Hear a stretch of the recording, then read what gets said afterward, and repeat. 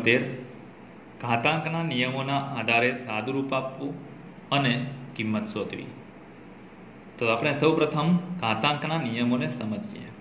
ઘાતાંકના નિયમો: ધન વાસ્તવિક સંખ્યા જો a અને b હોય તથા સમય સંખ્યાઓ m અને n હોય તો તેના માટે આપણે 5 જેટલા ઘાતાંકના નિયમો તારવી શકીએ। a ની m ઘાત ગુણ્યા a ની n ઘાત બરાબર અહીંયા a વત્તા a ની m વત્તા n ઘાત થશે। એટલે કે જ્યારે આધાર સરખા હોય અને ગુણાકારનો સંબંધ હોય ત્યારે ઘાતાંકનો સરવાળો થશે। બીજો નિયમ જોઈએ, a ની m ઘાત ભાગ્યા a ની n ઘાત। જ્યારે આધાર સરખા હોય અને ઘાતાંક અલગ અલગ હોય ત્યારે અને ઉપરની ઘાત જે છે m એ મોટી હોય n કરતાં ત્યારે બંને ઘાતની બાદબાકી થશે। એટલે કે a ની m ઓછા n। પરંતુ જ્યારે નીચેની ઘાત મોટી હોય તો છેદની અંદર આધારમાં મોટી ઘાતમાંથી નાની ઘાત બાદ થશે। એટલે કે અહીંયા મોટી ઘાત તરીકે n છે તો એમાંથી નાની ઘાત m બાદ થશે, પરંતુ મોટી ઘાત નીચે હતી માટે આપણે છેદમાં લખ્યું 1/। જો બંને ઘાત સરખી હોય તો આપણે જ્યારે બાદબાકી કરીએ ત્યારે એનો જવાબ 0 મળે છે। અહીંયા આ નિયમનું જ પાલન અહીંયા થાય છે, પરંતુ બંને સરખા હોવાથી 0 થાય છે અને કોઈ પણ આધારની 0 ઘાત એટલે એનો જવાબ 1 મળશે। ત્રીજો નિયમ જોઈએ, a ની m ઘાત કૌંસની બહાર n ઘાત। જ્યારે આપણે કૌંસ ખોલીએ છીએ ત્યારે ગુણાકારનો સંબંધ ઘાતમાં થાય છે। એટલે કે a ની m ગુણ્યા n। જ્યારે અક્ષર હોય ત્યારે આપણે આ રીતે ભેગા પણ લખી શકીએ, પરંતુ અંકોને આ રીતે લખી શકતા નથી। ધારો કે a ની 3 ગુણ્યા 5 લખીએ ત્યારે a ની 3 અને 5 આ પ્રમાણે લખી શકાય નહીં તો 35 થઈ જાય। ખરેખર આ a ની 5 તરી 15 હોઈ શકે, એટલે આ પ્રમાણે લખી શકાય। હવે ચોથો નિયમ જોઈએ, તો a b કૌંસની બહાર m ઘાત। a ની m ઘાત ગુણ્યા b ની m ઘાત। તો અહીંયા જુઓ, કૌંસ ખોલીએ ત્યારે a ની પણ m ઘાત થાય અને b ની પણ m ઘાત થાય। પાંચમો નિયમ જોઈએ, તો a ભાગ્યા b ની m ઘાત। જ્યારે કૌંસ ખોલીએ ત્યારે a ની પણ m ઘાત થાય અને b ની પણ m ઘાત થાય। તો આ 5 નિયમો અને થોડાક અગત્યના પરિણામો પણ જાણીએ। અગાઉ આ પરિણામ આવ્યું છે કે કોઈ પણ આધારની ઘાત 0 હોય તો એનું મૂલ્ય 1 મળશે। એક બીજું પરિણામ છે, કોઈ પણ આધારની ઘાત ઋણ હોય તો એને આ સ્વરૂપે પણ લખી શકાય, 1 ભાગ્યા છેદની અંદર a ની ધન n ઘાત। એટલે કે જો 5 ની ઓછા 2 ઘાત હોય તો એના બરાબર છેદમાં 5 ની 2 ઘાત ધન 2 ઘાત લખી શકીએ। એનું nમું મૂળ, એટલે કે આવી સંખ્યા હોય 5 નું ઘનમૂળ આ પ્રમાણેની સંખ્યા હોય તો આપણે અહીંયા p/q સ્વરૂપે ઘાત દર્શાવી શકીએ, એટલે કે અંશ છેદમાં દર્શાવી શકીએ। તો 5 ની ઘનમૂળ છે એને 1/3 ઘાત સ્વરૂપે દર્શાવી શકીએ। ચોથું પરિણામ છે a ની m ભાગ્યા n ઘાત છે, એને આપણે બે રીતે દર્શાવી શકીએ છીએ। જો અહીંયા nમું મૂળ છે તો એ nમું મૂળને આપણે આ પ્રમાણે પણ દર્શાવી શકીએ ને m જે છે કૌંસની બહાર રાખી શકીએ। જો m ને કૌંસની બહાર ન રાખવું હોય તો પણ a ની m ઘાત થશે અને nમું મૂળ છે એ બંનેની પર nમું મૂળ દર્શાવી શકીએ। તો આ પ્રમાણે અગત્યના પરિણામો પણ ધ્યાનમાં રાખીને અને ઘાતાંકના નિયમોના આધારે હવે આપણે થોડાક ઉદાહરણો જોઈશું। સાદું રૂપ આપો. પ્રથમ ઉદાહરણ 2/2 ઘાત ગુણ્યા 2/1 ઘાત. અહીંયા જે ટપકા સ્વરૂપે આપણે વચ્ચે દર્શાવીએ છીએ એને ગુણ્યા સ્વરૂપે ગણી શકીએ. તો આ ગુણાકાર સ્વરૂપે ગણી શકીએ માટે આધાર સરખા છે તો ઘાતાંકનો સરવાળો થશે. આપણે નિયમ જોયો હતો. તો 2/2 ઘાત વત્તા 1/5 ઘાત થશે. હવે આ બંને ઘાતાંકનો સરવાળો કરવો છે, પરંતુ આપણને ખ્યાલ છે કે સરવાળો કરવા માટે અપૂર્ણાંક સંખ્યાઓના છેદ સમાન કરવા જરૂરી છે.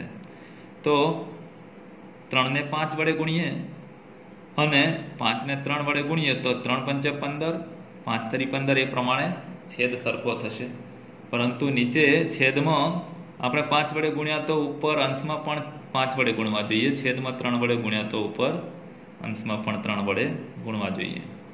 તો 2/5 × 10 ઘાત છેદમાં 5 તરી 15 વત્તા 3 × 3 અને 5 તરી 15.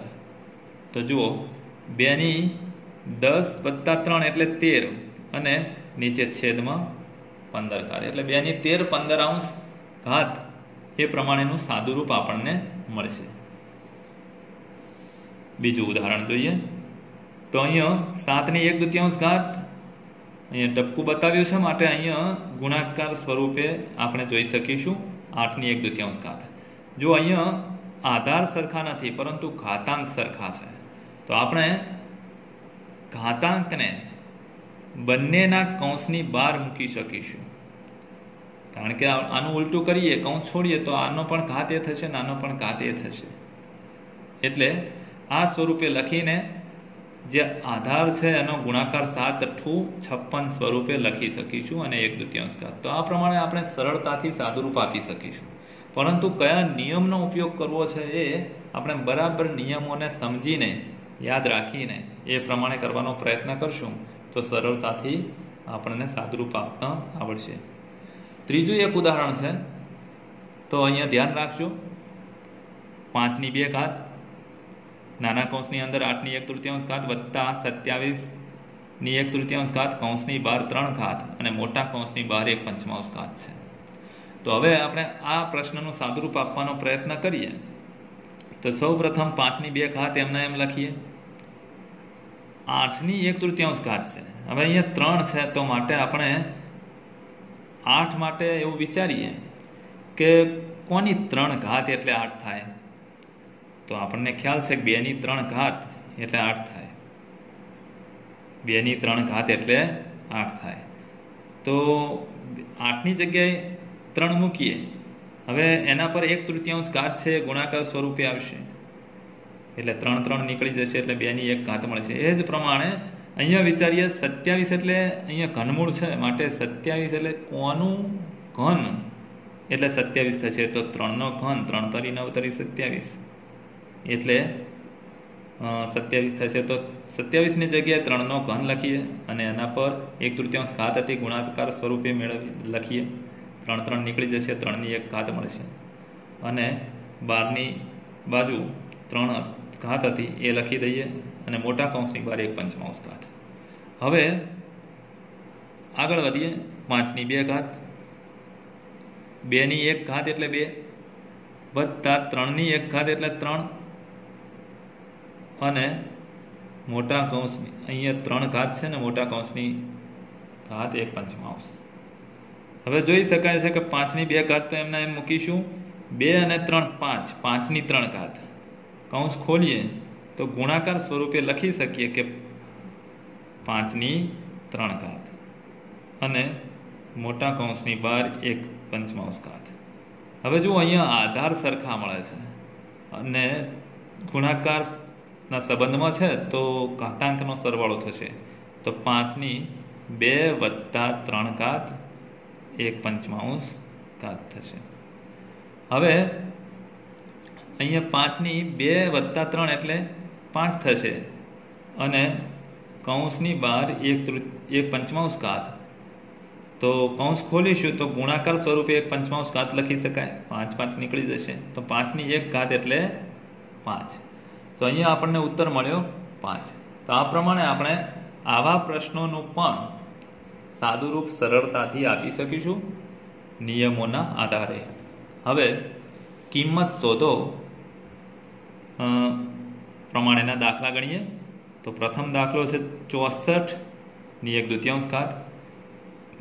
અહીંયા બે છેદમાં છે એટલે આપણે વિચારીશું કે કોનો વર્ગ એટલે 64. તો તમને ખબર છે કે 8નો વર્ગ એટલે 88 64 અને 1/2 ઘાત એટલે કે 64ની જગ્યાએ 8ની 2 ઘાત લખી. હવે કૌંસની બહાર 1/2 ઘાત લખી. હવે કૌંસ ખોલી દઈએ તો 2 ગુણ્યા 1/2 ઘાત થાય. 2 ઉડી જશે તો 8ની 1 ઘાત એટલે 8 જવાબ મળશે.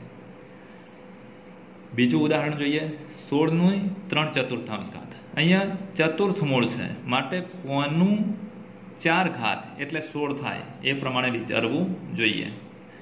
તો 2ની 4 ઘાત 2 દુ 4 દુ 8 દુ 16. તો 2ની 4 ઘાત એટલે 16 થશે. તો 16ની જગ્યાએ 2ની 4 ઘાત લખી અને કૌંસની બહાર જે આપેલી ઘાત છે 3/4 એ લખી. કૌંસ ખોલી દઈએ તો 4 અને 12ની ઘાત છે ગુણાકાર સ્વરૂપે 3/4 લખાશે. 4 4 નીકળી જશે. 2ની 3 ઘાત થશે. તો 2ની 3 ઘાત એટલે 2 દુ 4 દુ 8.